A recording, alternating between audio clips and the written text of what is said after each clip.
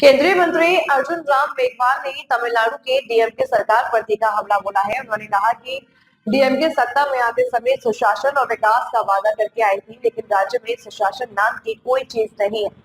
तमिलनाडु की जनता उनसे बेहद नाराज है। अर्जुन राम मेघवाल ने आरोप लगाया कि सरकार परिवारवाद के आधार पर चल रही है। जो परिवार के सदस्य चाहते हैं वही फैसले लिए जाते हैं और मंत्री भी उन्हीं के निर्देशों पर काम करते हैं। उन्होंने कहा कि राज्य में ना तो विकास हो रहा है और न ही जनता को पारदर्शी शासन मिल रहा है। केंद्रीय मंत्री ने यह भी कहा कि तमिलनाडु में भ्रष्टाचार बढ़ गया है, परिवारवाद हावी है और माफिया राज कायम हो चुका है। उन्होंने दावा किया कि कल निकली रैली में तमिलनाडु के मुख्यमंत्री को हिलाकर रख दिया है और यह जनता के आक्रोश का साफ संकेत है। और वहाँ एक शानदार सभा हुई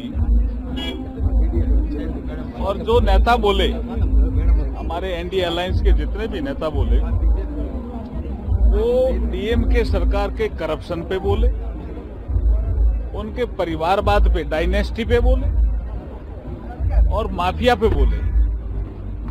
इसलिए शायद उन्होंने कोई ये प्रतिक्रिया दी होगी, लेकिन तमिलनाडु की जनता, जो डीएमके सरकार गुड गवर्नेंस और डेवलपमेंट का वादा करके सत्ता में आ गई, उससे तमिलनाडु की जनता बहुत नाराज है, क्योंकि वहां गुड गवर्नेंस नाम की कोई चीज ही नहीं है।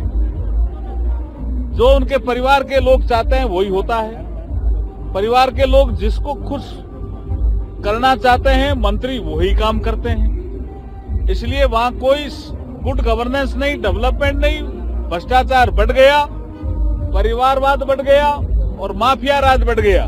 इसलिए मैं पूरी प्रामाणिकता से कह रहा हूं कि कल जो सभा हुई उससे जो तमिलनाडु के मुख्यमंत्री हैं स्टालिन जी, वो हिल गए हैं, इसलिए ऐसा कह रहे हैं। Thank you.